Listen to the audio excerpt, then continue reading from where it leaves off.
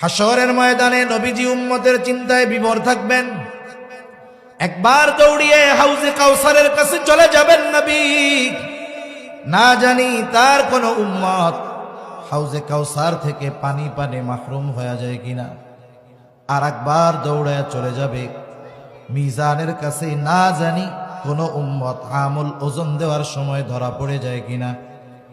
আর একবার দৌড়ায় চলে যাবেন জাহান্নামের কাছে, না জানি কোন উম্মতকে জাহান্নামে দিয়ে দেওয়া হয় কিনা। আবার উম্মতের জন্য সুপারিশের যদি দরকার হয় আল্লাহর দরবারে গিয়ে সিজদায় পড়ে যাবে। যতক্ষণ না ওই উম্মত যার মধ্যে যাররা পরিমাণ ঈমানও আছে তার ব্যাপারে আল্লাহ তাআলার কাছ থেকে ক্ষমার সংবাদ নবীজি না পাবেন, ক্ষমার নিশ্চয়তা যতক্ষণ নবীজি না পাবেন, আমার আপনার নবীও ততক্ষণ জান্নাতে প্রবেশ করবে না।